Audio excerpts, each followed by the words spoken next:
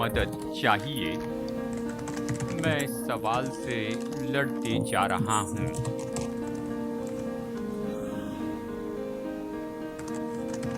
कि कैसे सच्ची खुशी पा सकते हैं।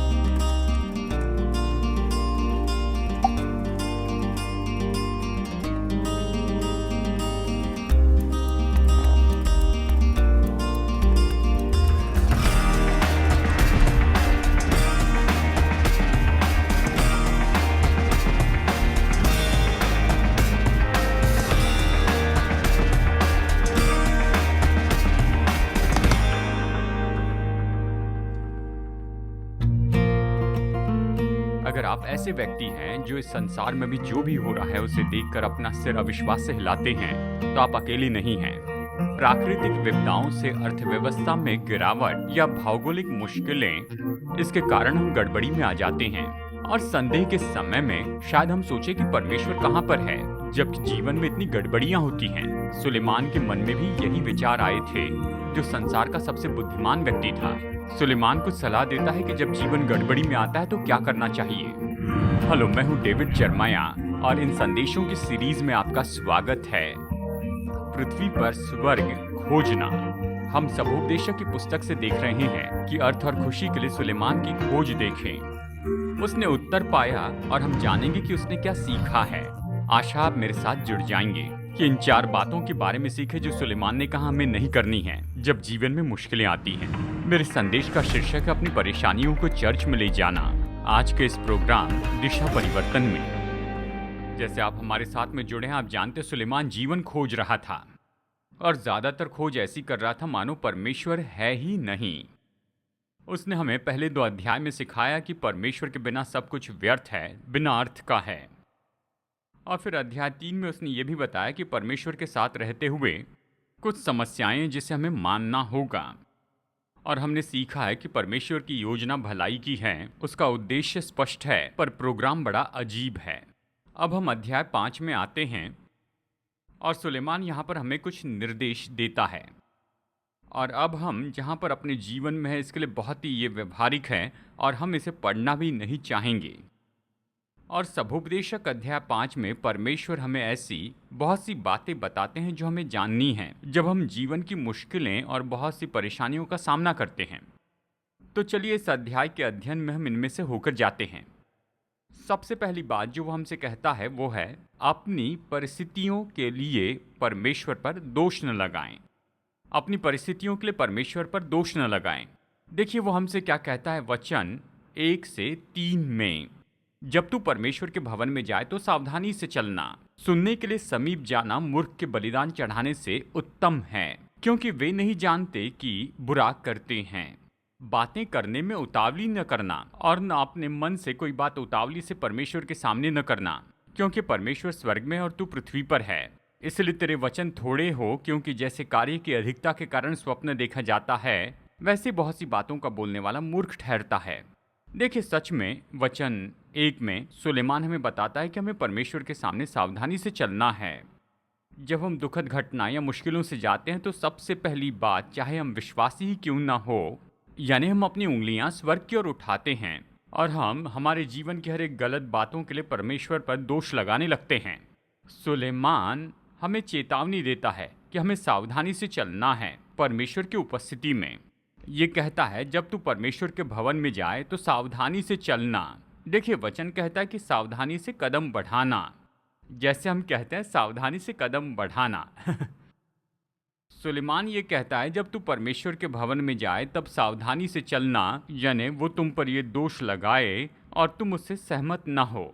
देखिए, परमेश्वर यहाँ पर पहले के छोटे भाग में ये कहते हैं हमें सावधानी से परमेश्वर के सामने चलना है। जब हम चर्च में जाते हैं हमें उस पर दोष नहीं लगाना है जिसे हम अपने जीवन में नहीं समझ सकते हैं। हमें सावधान होना है। जब हम उसकी आराधना करते हैं तो हमें आत्मा और सच्चाई से करनी है, बाहरी दिखावे के रूप में नहीं, जो कि भीतरी वास्तविकता से जुड़ी हुई ना हो।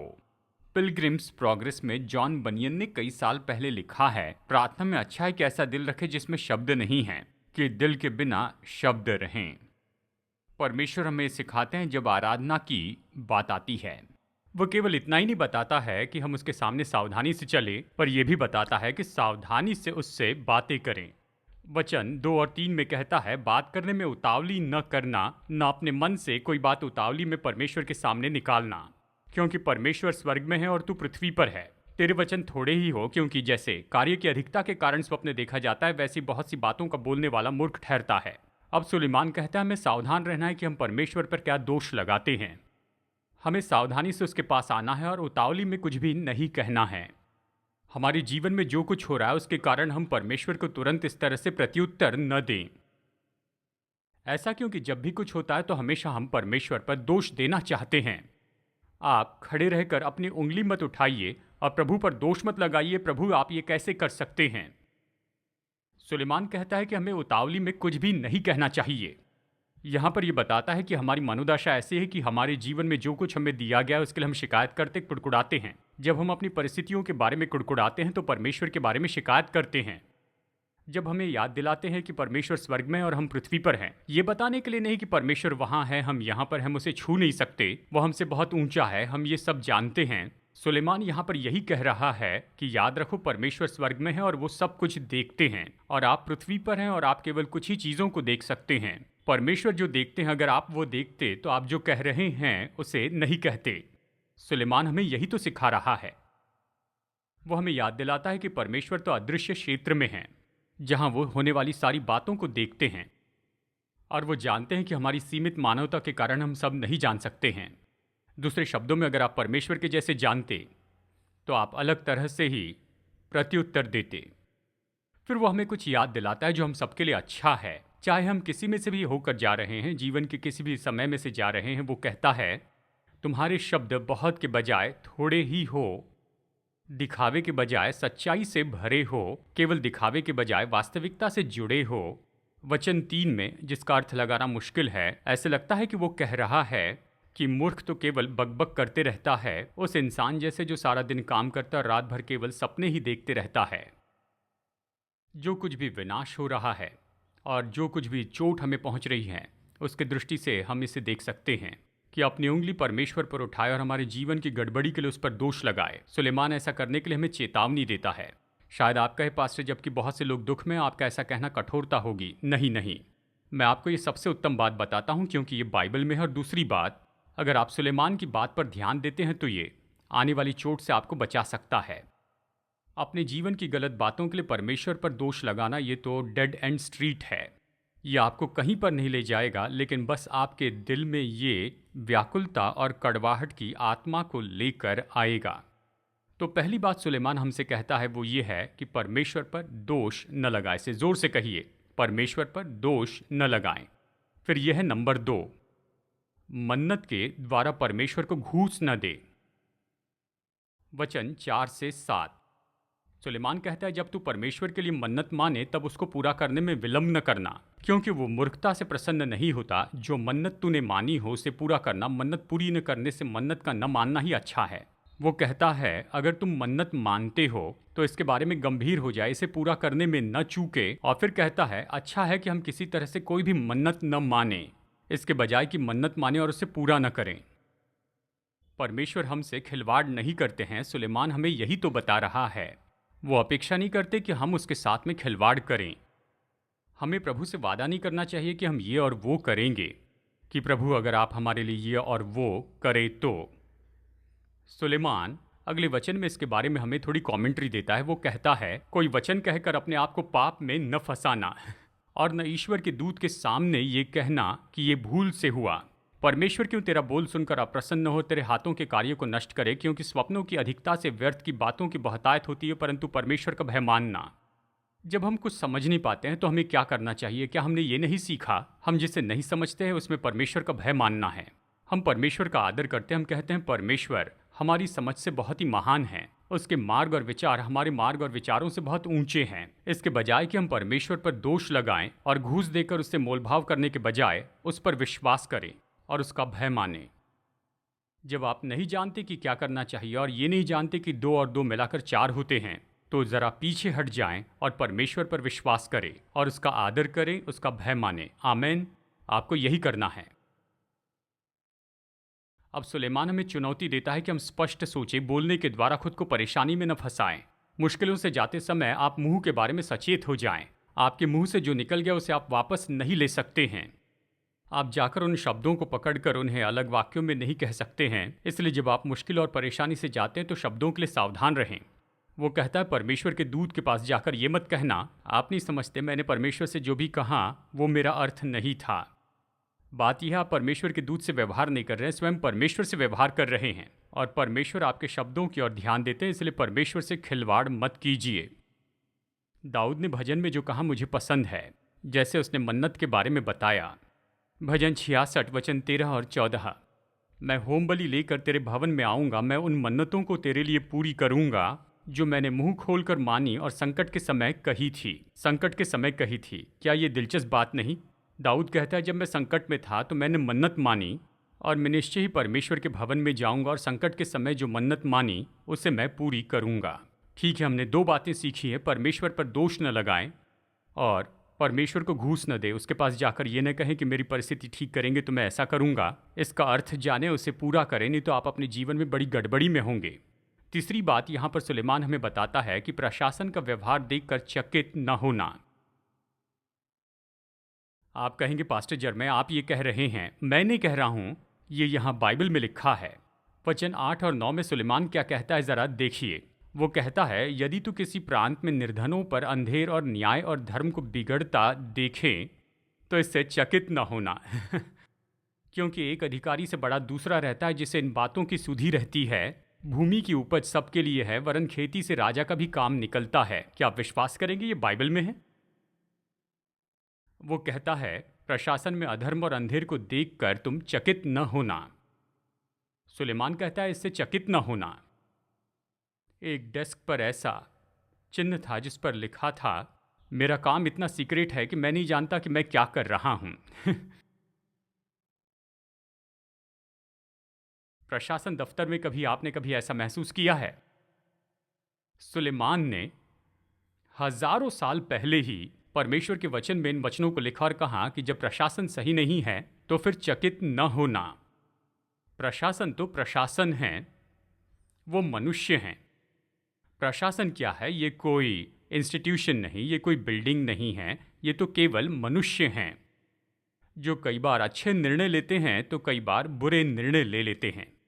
ये पहले भी ऐसे ही रहा है और हमेशा ऐसे ही रहेगा। जब वो अच्छा निर्णय लेते हैं तो हम सराहना करते हैं, जब वो बुरा निर्णय लेते हैं तो लोग खबरों में और रेडियो पर उन्हें ताना मारकर कहते हैं कि उन्होंने कितना मूर्खता का काम किया है। क्या आप जानते हैं इससे कुछ भी भलाई नहीं होनी है? और सुलेमान तो ये कहता है कि इससे कोई फर्क नहीं पड़ेगा। यहाँ पर सुलेमान यही कह रहा है, जिन अधिकारियों से हम क्रोधित हैं वो अपने बड़े अधिकारी को रिपोर्ट करते हैं, वो अपने बड़े अधिकारी को रिपोर्ट करते हैं। और सुलेमान कहता है कि कोई प्रशासन न हो, इससे तो अच्छा है कि इस तरह का कोई प्रशासन हो। अगर आपको विश्वास नहीं तो आप ऐसे देशों में जाए जहाँ तानाशाह होते हैं। प्रशासन न होने से तो अच्छा है कि बुरा प्रशासन हो। आप कहेंगे ये बात सच है। जी हाँ, बिल्कुल सही है। और हम विश्वासियों को यही कोशिश करनी चाहिए कि हमारे ऊपर जो प्रशासन है, हमें उनके लिए प्रार्थना करनी है कि वो प्रभु यीशु की सामर्थ पाए, लेकिन झूठे प्रभाव में न आए कि बस सब कुछ जो है वो तो प्रशासन का ही काम है। कुछ भी हो, वो तो मनुष्य ही हैं। वो निश्चय आपको निराश कर सकते हैं, अगर आज नहीं तो कल तो ज़रूर करेंगे। तो प्रशासन के बारे में कड़वे न हो। तो क्या ये आज के लिए है या नहीं?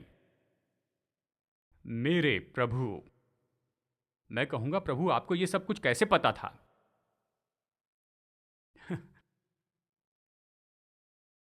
अपनी परिस्थिति के लिए प्रभु पर दोष न लगाएं, मन्नत मानकर घूस न दें, प्रशासन के प्रत्युत्तर से चकित न हो। और नंबर 4, धन के झूठ पर भरोसा नहीं करना। देखिए, हम इस तरह से सोचते हैं, अगर मेरे पास और पैसा होता, अगर मैं आर्थिक रीति से थोड़ा बेहतर होता, तो ये सब कुछ मेरे साथ नहीं होता। अगर हो भी जाता तो भी मैं बेहतर दशा में होता कि इन सब से निपट लूं। सुलेमान हमें ऐसे गैर व्यवहारिक बात के बारे में चेतावनी देता है और कई कारण देता है कि ऐसे सोचना क्यों सही नहीं है। मुझे गौर से सुनिए, पैसा उत्तर नहीं है। सुलेमान यहां पर जो बता रहा है उसे हम जल्दी से देखेंगे, इस पर ज्यादा कहने की जरूरत नहीं। परमेश्वर का वचन अपने आप को समझाकर बताता है। वो हमें यहां पर 5 बातें बताता है जो हमें धन के बारे में जानना है। 5 बातें, ये तो सबसे उत्तम वचन होगा धन के बारे में ईमानदार होने के लिए, और ये बाइबल में है। शायद आपने इसे पहले नहीं पढ़ा हो। ये पुराने नियम की एक किताब में है जिसका नाम भी सही तरह से नहीं कह सकते हैं, ठीक है। धन के बारे में 5 चीजें आपको जानना है सबसे पहले, और आप इससे सहमत होंगे, जितना ज्यादा आपके पास हो उतना ज्यादा चाहेंगे। क्या ये सच है? सच बताइए। वचन 10, जो रुपए से प्रीति रखता है वो रुपए से तृप्त न होगा, और न तो बहुत धन से प्रीति रखता है वो लाभ से तृप्त होता। ये सब व्यर्थ है। जितना ज्यादा आपके पास हो आप उतना पाना चाहेंगे। अगर आप किसी व्यक्ति को देखें जिसके बारे में आप सोचते ये बहुत धनी है, अगर आपके साथ मैं उनकी इंटरव्यू लूं तो आप पाएंगे कि उन्हें और ज्यादा धन चाहिए। सच है, कोई फर्क नहीं पड़ता आप कौन से स्तर पर है, कितना है नहीं है, लेकिन जितना ज्यादा है उतना और पाना चाहेंगे। लूका में हमें बताया गया है कि चौकस रहो और हर प्रकार के लाभ से अपने आप को बचाए रखो, क्योंकि किसी का जीवन उसकी संपत्ति की बहुतायत से नहीं होता है। धन के बारे में निपटने के लिए सबसे मुश्किल बात यह है कि पर्याप्त धन नहीं होगा। जितना ज्यादा आपके पास होगा उतना ज्यादा आप चाहेंगे। दूसरी बात सुलेमान यहाँ कहता है, जितना ज्यादा आपके पास हो उतना ज्यादा आप खर्च करेंगे। सुलेमान को सुनिए, जब संपत्ति बढ़ती है तो उसके साथ खाने वाले भी बढ़ते हैं। तो उसके स्वामी को इसे छोड़ और क्या लाभ होता है कि उस संपत्ति को अपनी आंखों से देखें। सुलेमान कहता है कि जब आपके पास ज्यादा होता है तो उसे खाने के लिए और भी ज्यादा लोग आते हैं जो आपने कमाया है। जब मनुष्य की धन संपत्ति बढ़ती है तो उसके ऊपर जीवन आधारित रखने वाले लोगों की संख्या भी बढ़ती है। Management consultant, tax adviser, accountant, वकील, घर के कर्मचारी और आने वाले रिश्तेदार। अब क्या सुलेमान की सलाह आप समझ रहे हैं? जितना ज्यादा होगा उतना ज्यादा चाहेंगे, जितना ज्यादा होगा उतना ज्यादा क्या खर्च करेंगे। ठीक है, फिर ये एक दिलचस्प बात है, जितना ज्यादा आपके पास होगा आप उतनी चिंता करेंगे। जितना ज्यादा होगा उतनी चिंता करेंगे। परिश्रम करने वाला चाहे थोड़ा खाए या बहुत, तो भी उसकी नींद सुखदायी होती है, परंतु धनी का धन बढ़ने के कारण उसको नींद नहीं आती। 53 साल की उम्र में जॉन डी रॉकफेलर उस समय के संसार के एक ही करोड़पति थे। हफ्ते में $1 मिलियन कमाते थे, लेकिन वो बीमार व्यक्ति थे। बिस्किट खाकर और दूध पीकर जीते थे और सो नहीं सकते थे क्योंकि अपने पैसों की इतनी चिंता करते थे। जब उन्होंने अपना पैसा देना शुरू कर दिया, उनकी तबीयत सुधरने लगी और वो 98 साल के जन्मदिन को मनाकर ही मरे। पैसा आपकी चिंताओं के लिए उत्तर नहीं है। शायद आपकी चिंता के लिए पैसा ही कारण होगा, क्योंकि सुलेमान ने कहा जितना ज्यादा होगा उतना ज्यादा चाहेंगे। धन के झूठ पर विश्वास मत कीजिए कि ज्यादा होगा तो आप बिल्कुल ठीक रहेंगे। जितना ज्यादा हो उतना ज्यादा चाहेंगे, जितना ज्यादा हो उतना खर्च करेंगे, जितना ज्यादा हो उतनी चिंता करेंगे। अब ये एक और है जो व्यवहारिक है, जितना ज्यादा आपके पास होगा उतना खोएंगे। देखिए वो क्या कहता है, मैंने धरती पर एक बड़ी बुरी बात देखी है, अर्थात वो धन जिसे उसके मालिक ने अपनी ही हानि के लिए रखा हो और वो किसी बुरे काम में उड़ जाता है। मैं नहीं कह रहा कि आपके पास संपत्ति ना हो, चीजें ना हो, पर सुलेमान यहाँ पर यह कहता है जो आपके पास नहीं है उसे खो नहीं सकते, लेकिन जितना ज्यादा होगा उतना ज्यादा खोएंगे। और फिर आखिरी बात यह है, जितना ज्यादा आपके पास हो उतना ज्यादा छोड़ जाएंगे। वचन 14 से आगे, उसके घर में बेटा उत्पन्न होता है, परंतु उसके हाथ में कुछ नहीं रहता। जैसे वो माँ के पेट से निकला वैसे लौट जाएगा। नंगा ही जैसे आया था, अपने परिश्रम के बदले कुछ भी न पाएगा जिसे वो अपने हाथ में ले जा सके। ये भी एक बड़ी बला है कि जैसा वो आया वैसा ही वो जाएगा। उसे उस परिश्रम से क्या लाभ, केवल इसके कि अपने जीवन भर बेचैनी से भोजन किया और बहुत ही दुखित और रोगी रहा और क्रोध भी करता रहा। सुलेमान कहता है जितना ज्यादा हो उतना छोड़ जाएंगे। किसी ने धनी से पूछा कि वो कितना छोड़ गया। जवाब था, सब कुछ छोड़ गया। सब छोड़ गया। उसके कफन में कोई जेब नहीं थे और आप तो अपने साथ कुछ नहीं ले जा सकते हैं। आपके पास जो भी है छोड़ जाएंगे। शायद आप कहें नहीं, ऐसा नहीं होगा। जी हाँ, होगा। जब आप मर जाएंगे आप अपने पास की हर एक चीज़ दूसरों के लिए छोड़ जाएंगे। सुलेमान ने ये बताया है और वो यहाँ पर धन के बारे में 5 चीज़ें बताता है जिसे याद रखना सरल है। जितना ज़्यादा हो उतना ज़्यादा चाहेंगे, उतना ज़्यादा खर्च करेंगे। जितना ज़्यादा हो उतनी ज़्यादा चिंता करेंगे। जितना हो उतना ज़्यादा खोएंगे। जितना हो उतना ज़्यादा छोड़ जाएंगे। तो सुलेमान कहता है अगर उस पर आशा रखनी है तो ठीक है, आगे बढ़ो। लेकिन ये बात तो गलत होगी। धन पर अपना भरोसा मत रखो। उनका होना गलत नहीं, उन पर आशा रखना गलत है। वो यहाँ पर 2 बातें बताता है जो हमें परमेश्वर के बारे में जानना है। अध्याय के अंत में बताता है धन को जानने की 5 चीज़ें, परमेश्वर को जानने की 2 चीज़ें। पहली बात, पैसा कमाने की आपकी योग्यता आपके लिए परमेश्वर का वरदान है। क्या आप ये जानते हैं? आप कहेंगे मैं कमाता हूँ। जी नहीं, ऐसा नहीं। अगर परमेश्वर आपकी श्वास बंद कर दे तो आप खत्म होंगे। आप खुद को बनाने वाले स्त्री पुरुष नहीं हैं। वचन 18 में कहता है, सुन, जो भली बात मैंने देखी है वरन जो उचित है वो ये है कि मनुष्य खाए और पिए और अपने परिश्रम को जो वो धरती पर करता है अपनी सारी आयु भर जो परमेश्वर ने उसे दी है सुखी रहे, क्योंकि उसका भाग यही है। वो कहता है, सुलेमान कहता, मैं ये नहीं कह रहा कि पैसों में दिलचस्पी न लो, लेकिन याद रखो जो भी मिला है परमेश्वर से ही मिला है। ठीक है, तो जो कुछ हमारे पास है परमेश्वर का दिया है। अगर वो इसे जलाना चाहता है तो ये उसका काम है। वो हमें सब लौटाएगा अपने ही तरीके से। जो भी हमारे पास है, जो भी हम कमाते हैं, परमेश्वर हमें वो योग्यता देते हैं। हमें अपनी नौकरी के लिए धन्यवादी होना है, अपने काम के लिए हमें धन्यवादी होना है। इन दिनों में जबकि बहुत से लोगों की नौकरियां चली गई है, बहुत से लोगों के पास नौकरी नहीं। अगर आपके पास नौकरी तो प्रभु को धन्यवाद दें कि उसने आपको ये दिया। ये परमेश्वर का वरदान है, ये आपकी विरासत है। परमेश्वर ने आपको कमाने की योग्यता दी है, ये उसका वरदान है। ये वचन हमें बताता है। परमेश्वर के बारे में दूसरी बात और भी महत्वपूर्ण है। पैसों का आनंद उठाने की आपकी योग्यता परमेश्वर का वरदान है। वचन 19 और 20, वरन हर एक मनुष्य जिसे परमेश्वर ने धन संपत्ति दी हो उनसे आनंद भोगने और उसमें से अपना भाग लेने और परिश्रम करते हुए आनंद करने की शक्ति भी दी है। ये परमेश्वर का वरदान है। इस जीवन के दिन उसे बहुत स्मरण न रहेंगे, क्योंकि परमेश्वर उसकी सुन सुनकर उसके मन को आनंदित रखता है। वो आपको योग्यता देता है कि इसे कमाए, फिर योग्यता देता है कि उसका आनंद उठाए, और इसका आनंद उठाने की योग्यता देता है कि आप नहीं सोचते पृथ्वी पर कितने दिन हैं या आपकी उम्र कितनी है। परमेश्वर ने जो आनंद दिया आप उसका प्रतिदिन आनंद उठाते हैं और जीवन में आगे बढ़ते ये जानते हुए कि परमेश्वर ने कमाने की योग्यता दी है और उसका आनंद उठाने की योग्यता उसने दी है, तो आप बैठकर चिंता नहीं करते हैं अभी मैं 60 साल का हो गया, 2/3 जी चुका। नहीं, ऐसा नहीं सोचते। परमेश्वर ने आपको जो कुछ भी दिया है उसके आनंद में प्रतिदिन आप बिताते हैं। ये परमेश्वर का वरदान है, यह आपके लिए उसकी विरासत है। ये अच्छा है कि मनुष्य परमेश्वर की ओर से वरदान प्राप्त करें और परमेश्वर की योग्यता पाए कि उसका आनंद उठाए, इसके बजाय कि धन को अंत के रूप में देखें। गौर से सुनिए, ये कितने दुख की बात है। सुनिए, ये कितने दुख की बात है कि मनुष्य जीवन भर परिश्रम करके जोड़ता है कि उस आनंद को प्राप्त करे जो कि परमेश्वर वरदान के रूप में देते हैं।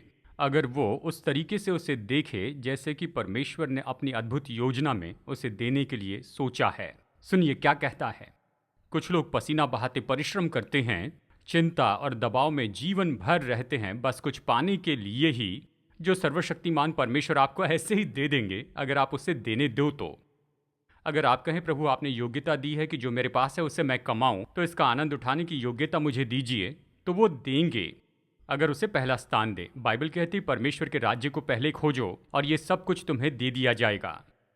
लेकिन अगर आप इसे उल्टा कर दे और ऐसे जिए जैसे कि पैसा ही आपका लक्ष्य है, तो आपके पास जो है उसका आनंद ही आप नहीं खोएंगे, आपके जीवन पर प्रभु की आशीषों को समझने से चूक जाएंगे।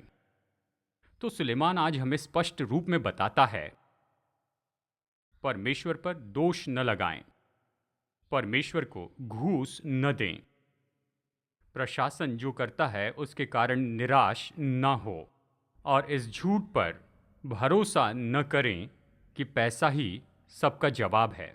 क्या आप जानते हैं जवाब कौन है? मुझे पता है, सर्वशक्तिमान परमेश्वर। जब आप आग में से होकर जाएं, जब आप तूफान से जाएं, जब मुश्किल समय में से होकर जाते हैं, तो पहले से ज़्यादा परमेश्वर को मजबूती से थामें और फिर इसे याद रखिए, एक दिन आप उससे लेखा देंगे। मैं विश्वास करता हूँ हमारे इतिहास में अभी इस समय यह आप में से कुछ लोगों को जगाने के लिए है। बाइबल कहती है जो जीवन में परमेश्वर का इनकार करेंगे वो अनंत काल नरक में बिताएंगे, जिसके बारे में आजकल कोई भी बात नहीं करता है, पर ये बाइबल में है। सच में स्वर्ग से बढ़कर नरक के बारे में बाइबल में बताया है। क्या आपको पता है? बाइबल कहती है नरक ऐसी जगह जहाँ का कीड़ा कभी नहीं मरता, जहाँ आग नहीं बुझती, मतलब आप मर नहीं सकते, वहाँ मृत्यु तो छुटकारा होगा। आप मरेंगे नहीं और वो आग कभी बूझेगी भी नहीं। वो आग तो बहुत ही भयानक होगी जब वो विनाश करने वाली होती है। आप अपने जीवन में किसी पर भरोसा नहीं कर सकते। निश्चय बहुत ही जल्दी आप परमेश्वर के सामने खड़े होंगे। शायद आपके मैं नहीं मानता, कोई फर्क नहीं पड़ता, क्योंकि ये तो होना ही है। कुछ लोग सोचते हैं वो विश्वास नहीं करते इसलिए वो सच नहीं है। आप विश्वास नहीं करते इसका मतलब ये नहीं कि वो झूठ हो जाएगा। सच्चाई तो सच्चाई रहती है। हर मनुष्य परमेश्वर के सामने खड़े रहकर लेखा देगा। आज मेरा सवाल तो आपसे यही है कि अगर ये पल वैसा हो तो क्या परमेश्वर से मिलने के लिए तैयार हैं? क्या आप दिल में शाश्वती के साथ कह सकते हैं मैंने यीशु को अपना उद्धारकर्ता स्वीकार किया है, उसने मेरे पाप क्षमा किए हैं, अगर इस पल मैं मर जाऊं तो मैं उसके साथ रहने के लिए चला जाऊंगा? आप कहें शायद इसे कोई नहीं जानता। आप जान सकते हैं। ये सब इसलिए लिखा है ताकि तुम जानो कि तुम्हारे पास अनंत जीवन है, और इसलिए ये लिखे हैं।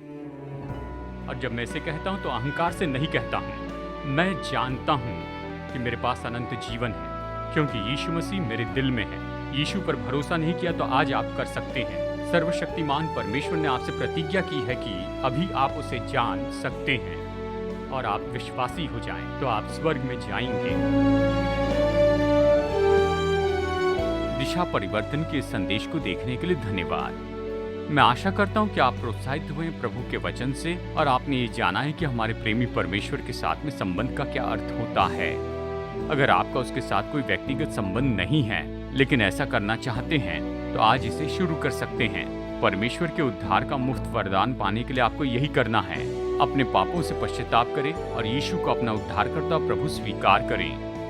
अगर आपने विश्वास का ये कदम उठाया है, मैं आपको प्रोत्साहित करता हूँ कि भरोसेमंद सेवकाई के साथ में जुड़िए या लोकल चर्च से, और किसी को आपके निर्णय के बारे में जानने दीजिए।